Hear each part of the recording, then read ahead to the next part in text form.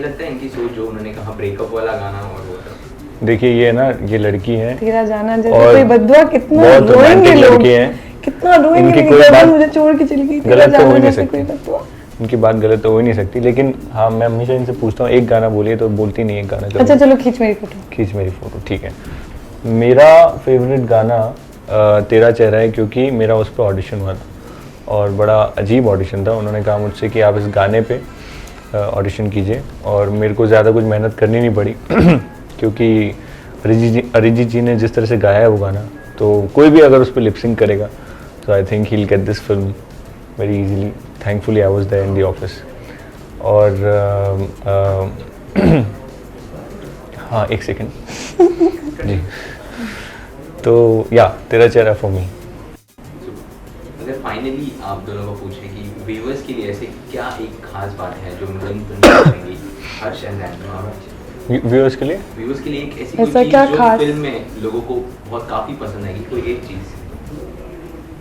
Well I strongly believe कि अगर आज मैं आपसे पूछूंगा कि मुझे पतला होना है, और अगर मैं आपसे कहूँगा मुझे एक डाइट बताइए, आप मुझे डाइट बताएंगे और आप मुझे वर्कआउट बताएंगे, लेकिन मैं जब तक कन्विंस नहीं होऊंगा ना, मैं फॉलो नहीं करूँगा। मैं आपके सामने हाँ शायद बोलूँगा, मैं घर जाके खाऊँगा वड़ा पाव। उसी तरीके से मैं मानता हूँ कि आज की ऑडियंस को भी आप कुछ भी दे देंगे, वो शायद हाँ बोल देंगे, लेकिन करेंगे वही जिस चीज़ से वो कन्विंस्ड हैं। तो मुझे लगता है कि मैं भी एज एन ऑडियंस, कोई भी फिल्म हो किसी भी लैंग्वेज में, मैं उस फिल्म का ट्रेलर देखता हूँ, 5 सेकंड में जज करता हूँ देखनी है या नहीं देखनी। उसके बाद उसकी जितनी चाहे प्रमोशन हो या जितनी चाहे प्रमोशन ना हो, आई विल मेक श्योर कि मैं कैसे ना कैसे वो फिल्म देख लूँ, क्योंकि मेरे दिमाग में एक बार चढ़ चुका है वो। वैसा अगर मैं काम में बिजी हो जाता हूँ, शायद पहले हफ्ते ना देखूँ, दूसरे हफ्ते ना देखूँ, बट मैं जाके देखता ज़रूर हूँ। और अगर मैं डिसाइड कर लूँ नहीं देखना है, तो चाहे जितना भी प्रमोशन क्यों ना हो, मैं नहीं देखता हूँ। तो इसी तरीके से मुझे लगता है कि हमारी फिल्म का जो ट्रेलर है और जो गाने हैं, अगर लोग देखते हैं तो मेरी अंदरूनी एक विश्वास है मेरा, जो मुझे कहता है कि उनको पसंद आएगा और वो जाके देखेंगे। लेकिन उनको ट्रेलर और 4 गाने ज़रूर देखने चाहिए। तो मेरी रिक्वेस्ट उनसे ये है कि आप ट्रेलर और 4 गाने देखें और खुद डिसाइड करें।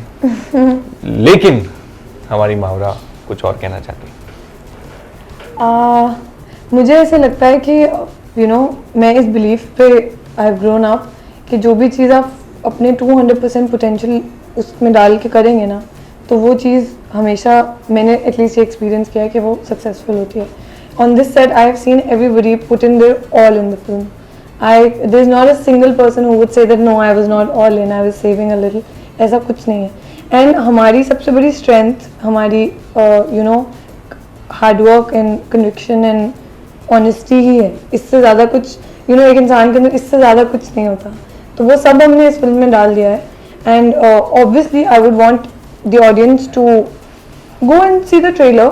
आई am very very confident that if they will see the trailer they will go and watch the film. So yeah, the film is coming on the 5th of Feb and I would want you all to watch it. Super. Thank you so much for talking to us and all the best. Thank you. तो sir सनम तेरी कसम film का नाम है, किस तरह से जहन में आया ये सबसे पहले तो टाइटल? राधिका जी,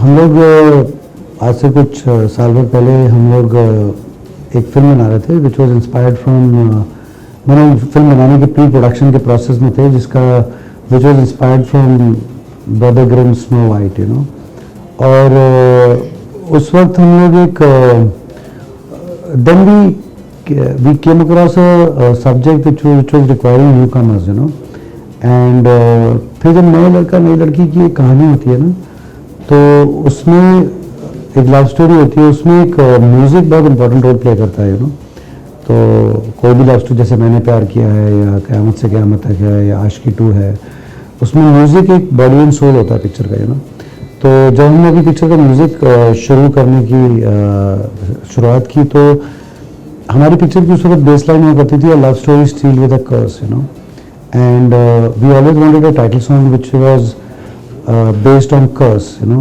तो कर्स का जैसे हिंदी में कहते हैं बद्दुआ तो मैं और राधिका सोच रहे थे कि बद्दुआ अपने आप में एक नेगेटिव वर्ड होता है तो उस पर एक हम लोग एक टाइटल सॉन्ग एक रोमांटिक फिल्म का कैसे बना सकते हैं तो उस वक्त हम प्रेम रतन धनपाल के गाने डायरेक्ट कर रहे थे उस दौरान, और हम हिमेश रेशमिया जी से मिले वहाँ पे, और हमने हिमेश जी को बुलाया कि भाई हम एक लव स्टोरी बना रहे हैं और हमारा ये हमारा बेस लाइन है। तो उन्होंने बोला आप मुझे एक दिन दीजिए, फिर मैं आपके लिए कुछ बना के लाता हूँ। And then next day when he came, both of us were shocked that anybody can write such a romantic मुखड़ा, तेरा जाना जैसे कोई बद्दुआ, दूर जाओगे मर जाएंगे हम, सनम तेरी कसम। एंड जब उन्होंने बताया तो हमने कहा बट हिमेश जी आपने तो हमें हमारा टाइटल भी दे दिया। सो ये टाइटल सनम तेरी कसम एक्चुअली जो तेरा जाना जैसे कोई बद्दुआ, दूर जाओगे मर जाएंगे Sanam Teri Kasam, so that's the end of that मुखड़ा जो हिमेश जी ने किया था, and that's how we got a title, and actually it is Himesh Reshammiya ji who gave us the title. Talking about Himesh sir, music काफ़ी पसंद आ रहा है लोगों को, आपको भी पसंद आया। किस तरह से लोगों को क्या रिस्पांस मिला बॉलीवुड से खास करके? What's their response on such a beautiful? Himesh sir क्या है ना, हम जैसे मैंने कहा ना हमारी पिक्चर का जो बेसलाइन है love story sealed with a curse, and it's a tragedy और ट्रेजेडी का एक साउंड होता है ना, उसको क्रिएट करने के लिए हम लोगों को एक उन दायरों में रहना पड़ता है जिससे कि विच क्रिएट्स एक एटमॉस्फेयर बनाए और एक कहानी को एक आगे ले जाए इस तरह से कि वो मॉर्बिड ना हो और एक एंटरटेनिंग लगे। हमें उस वक्त नहीं पता था कि तेरे नाम के गाने भी हिमेश जी ने किए हैं, but I think there is nobody better in the business to compose tragic songs than Himesh sir. I think my outstanding tracks he has given us. Vinay sir, tell us something about the script of the movie. How did this become a crucial part, and how exactly did it evolve? जैसे मैंने कहा कि हम लोग उस वक्त actually we were planning of, अगर आप देखेंगे राधिका जी और मेरा काम सारा है तो वो फेरी टेल्स से और फेबल्स से बड़ा इंस्पायर्ड रहता है। तो अगर आप चाहे लकी देखेंगे, we had shot it in Saint Petersburg और पैलेसेस एंड उसके बीच की कहानी होती है। या फिर आप जो हम गाने भी जो डायरेक्ट करते हैं, अगर आप देखेंगे दबंग के गाने जैसे हमारे मस्त मस्त होना है, उसमें सलमान के चश्मे के अंदर heart, so it's got a magical fairy tale quality to all our visuals. तो हम उस वक्त आज से 8-9 महीने पहले जब हम अप्रैल में शुरू करने जा रहे हैं picture which is inspired by brother Grimes snow white and 7 dogs, तो उस वक्त हम वो पिक्चर बना रहे थे। और एक दिन राधिका जी ने आके बोला देखो मैं सवेरे आज सो के उठी तो मेरे बिल्डिंग के बाहर वो 7th फ्लोर पे रहती हैं, तो टॉप फ्लोर पे बहुत शोर मच रहा था, ठक ठक हो रही थी। तो बोले मैं बाहर आई तो देखा चेयरमैन, सेक्रेटरी, ट्रेजरर सब लोग खड़े हुए हैं और वो जो टेरेस को जो दरवाजा जाता है उस पर ग्रिल लगा रहे हैं, लॉक कर रहे हैं पूरा तो शी सेड सर आप लोग क्या कर रहे हैं? तो बोले नाम क्या है ना आपको सब पता नहीं है, बिल्डिंग के जो यंग लड़के लड़कियाँ हैं ना ये रात में जाके छत पे आपको, तो हमें इसको ज़्यादा कंट्रोल में लाना है सारा का सारा। सो शी टोल्ड मी देखो बॉम्बे जैसे शहर में जहाँ पे लोगों को एक दूसरे को, हम लोग अपने नेबर्स को नहीं जानते हैं, हम लोग अपने कोई अगर एक्सीडेंट हो जाता है तो आदमी निकल जाता है साइड से, और जनरली इट्स अ कॉस्मोपोलाइट सिटी जो लोगों के पास वक्त की कमी है। बट जब सवाल आता है लवर्स का या जो प्यार करने वाले लोग हैं तो उसका फिर पूरे सोसाइटी के लोग मिल मिला के गेट पे लॉक लगाते हैं, ताला ब्लॉक करते हैं। तो देखिए लवर्स को कंट्रोल करने के लिए कितना टाइम है। So it was the starting point of this love story. And Radhika ji और मैं बहुत दिनों से चाह रहे थे कि एक लव स्टोरी बॉम्बे में शूट करें, कि एक डायरेक्टर का टेक होता है कि अगर आप कि we wanted to set a love story in Bombay, so this became this incident which is a real life incident in our society became the starting point of the story, and then we were in London shooting for a commercial. We happened to visit the Jane Austen Museum, and Jane Austen, she's famous for those Pride and Prejudice and other books, and she creates a world which has got this brothers, sisters, marriages and all that world of Jane Austen, and set into this real life incident is what gave birth to this story. And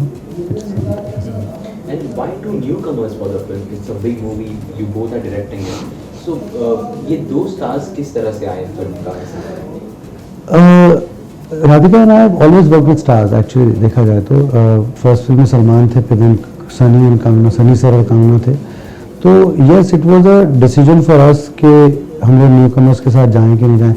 पर फिर जैसा कि मैंने discuss किया कि जो हमारा concept था, it's the concept is about about people forbidding love, a love which is forbidden by the curse, forbidden by the society. Now that love which is a forbidden love, you know, of love which exists in the closed doors, in the peripheries and all, looks good at a certain age group, you know. वो एक उम्र में अच्छा लगता है और एक उम्र के लोगों के बीच में अच्छा लगता है, you know. एंड एक उन लोगों के बीच अच्छा लगता है जिनकी कोई इमेज नहीं होती है, यू नो. अब स्टार्स होते हैं उनकी एक प्री डिटरमिन्ड इमेज होती है, you know. So for us it became very important कि it was a very tough decision कि no, let's take up what the script demand, and script demanded newcomers, you know, जो कि एक दूसरे को अगर कहें आई लव यू या तो वो फिर एक ऑनेस्टी और एक जेन्युइननेस निकल के आए, यू नो.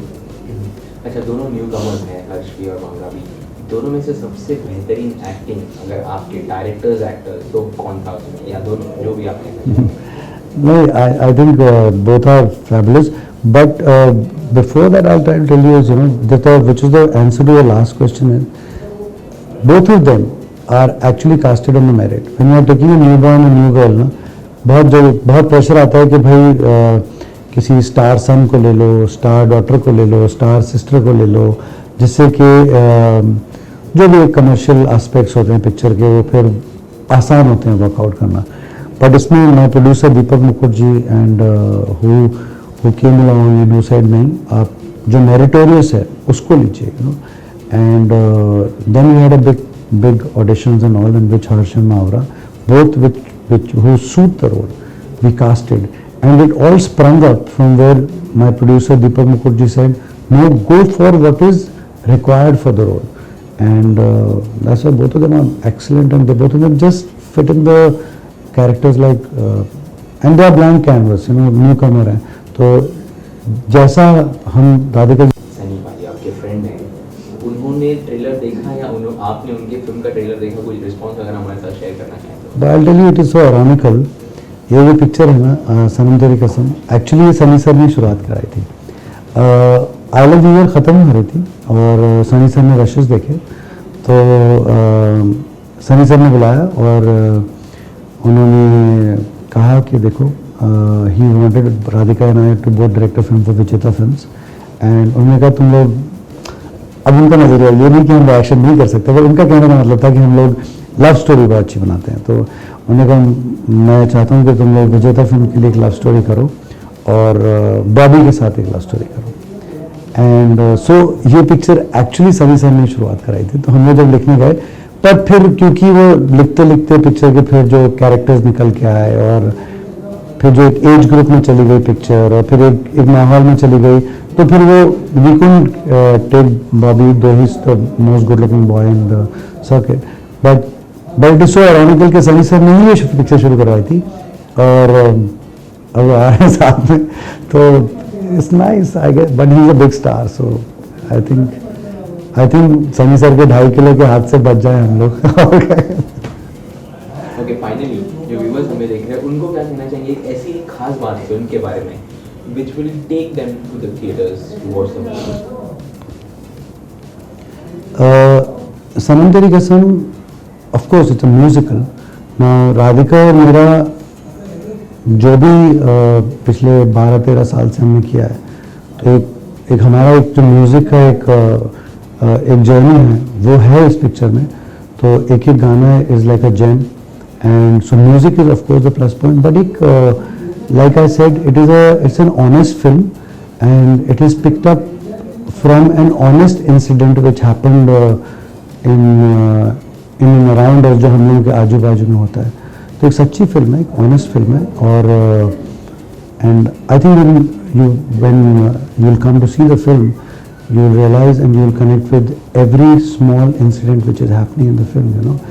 And एक सार जो पिक्चर का है वो जब हम लोग क्लाइमैक्स पे पहुंचे थे तो हमने एक सार ढूंढ रहे थे पिक्चर का, जो कि आप लोगों को भी महसूस होगा कि तो हम लोगों ने एक अमिताभ बच्चन जी की एक लेक्चर को सुना था और हम लोग क्लाइमैक्स लिख रहे थे और क्लाइमैक्स में कहीं कहीं अटके हुए थे. तो उन्होंने एक बोला था कि एक ज़िंदगी में कभी वो किसी पोजीशन पे थे जहाँ पे वो बहुत ही लो थे, तो उनके फादर ने उनको बोला था कि तो उन्होंने अपने फादर को कोट किया हरिवंश राय जी को कि उनके फादर ने उनको बोला था which rejuvenated his life and that become, जो कि हमारी पिक्चर का क्लाइमैक्स भी बनता है, जो कि हरिवंश राय बच्चन जी की एक पोएम है, मन का हो तो अच्छा, ना हो तो और भी अच्छा, क्योंकि वो ईश्वर की मर्जी है। So this is so an honest film with a hope and with a line for the future is what Sanam Teri Kasam is. Superb, sir. Thank you so much for talking.